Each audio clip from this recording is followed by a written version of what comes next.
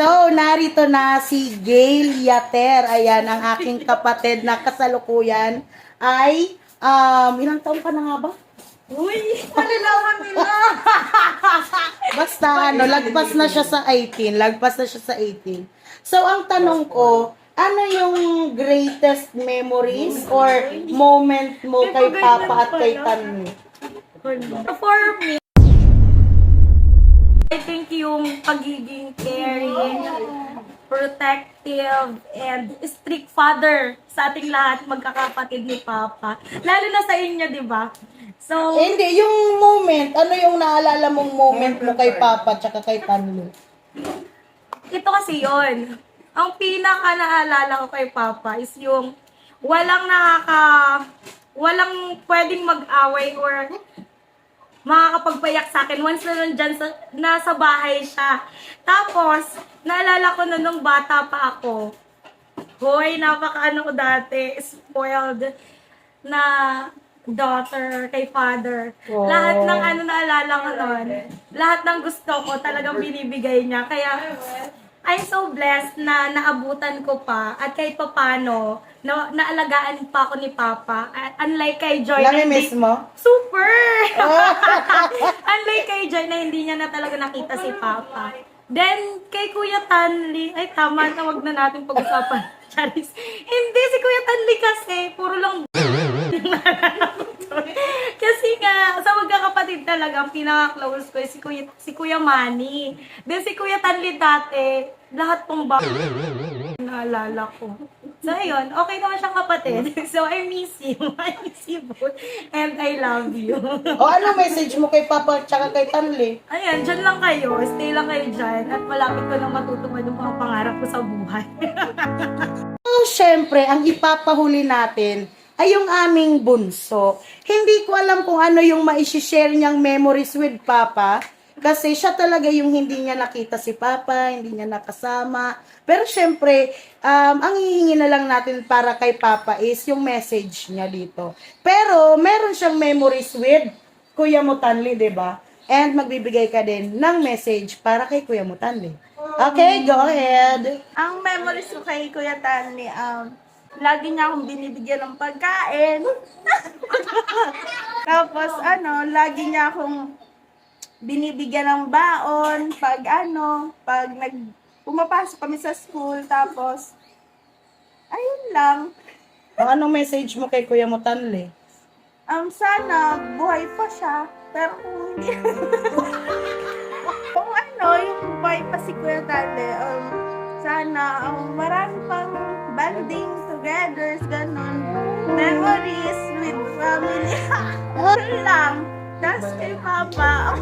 Anong message mo kay Papa? Sana Papa, buhay ka pa para nabigyan naman ako ng chance na makasama ka pa. Pero wala kinuha ka na ni Lord, kaya walang chance na makasama kita. So, ayun na nga. Syempre, ang panghuling may magsasalita is of course, walang ibang aming magandang nanay. Diba? Ayan. Sayawan mo, Joy. Ngayon naman, anong masasabi mo? Ano yung namimiss mong memories mo kay Papa? Ano yung tsaka kay Tanli? Anong message mo para sa kanila? Siyempre, alala ko, siyempre mabait si Papa niyo. Tapos, anong masasabi mo para kay Papa kung halimbawa nakikita mo si Papa ngayon?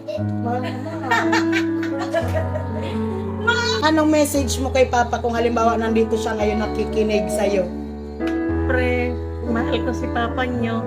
So, kasi makita lang Papa mo niyo kung buhay pa yun. Sobrang lalaki niyo na. Lalo na yung bunso ko. Ang laki-laki na. Sabihin mo naman sa kanya na namimiss mo siya si Tanli. Siyempre, namimiss ko. Kaya pag namimiss ko, umiiyak na lang ako. Kasi naalala ko sila. Grupag! Grupag mo si Mama!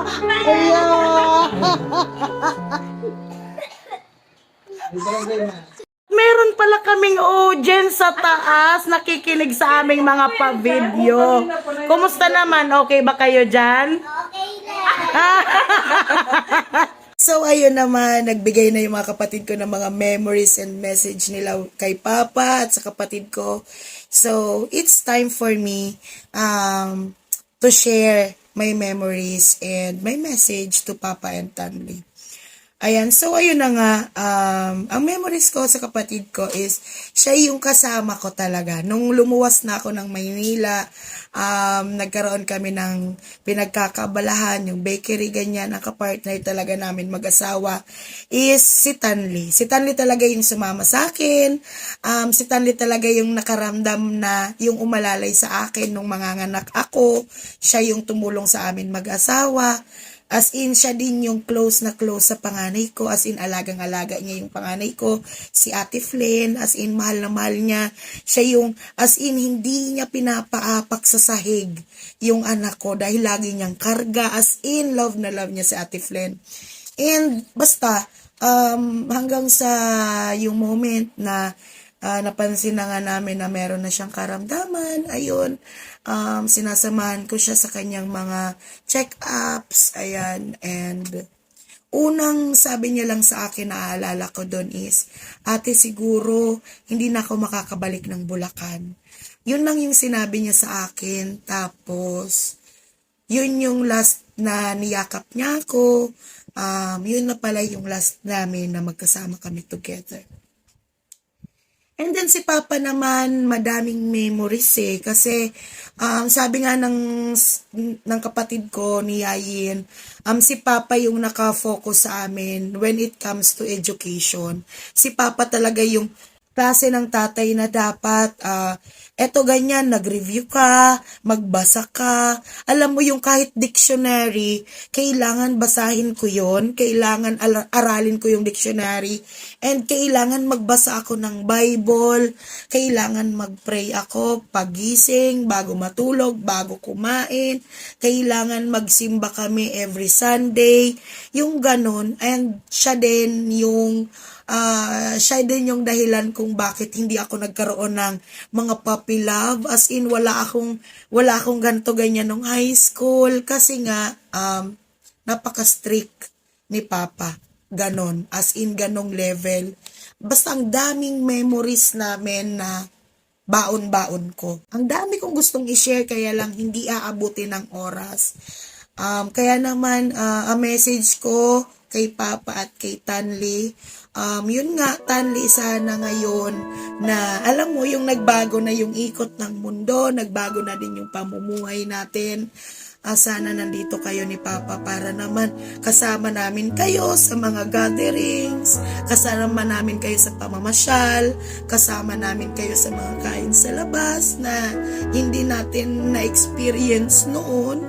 Ayan, and then sana nakikita nyo kung gaano kabibo yung mga anak ko, yung anak ni Ate Moyen, yung ganon na moment. At sana, andito kayo kasama namin na sa tuwing may matatanggap na achievements, yung isa sa kila Abigail at kay Joy, andito kayo, nakikita nyo at kasama namin kayong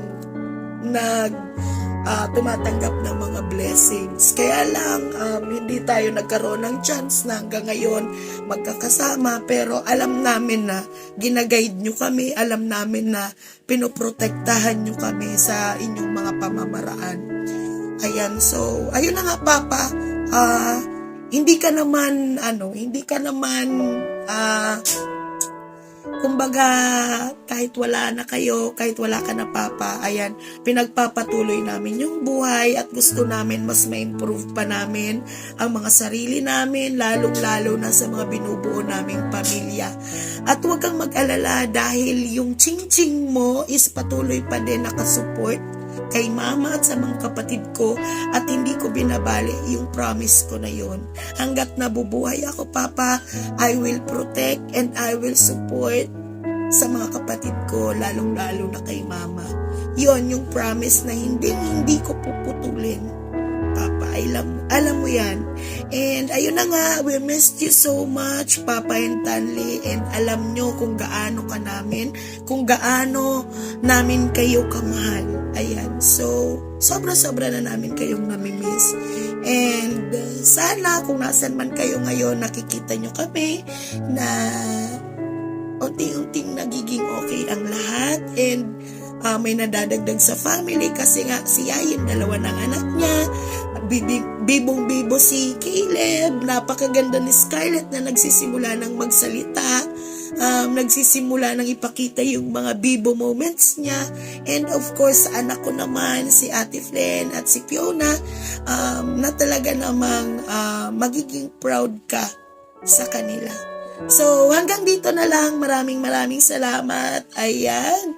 Nakita nyo na naman ang inyong talakerang Bicolana, Charlotte Ann Ortiz Yater. Maraming salamat sa lahat ng nanood.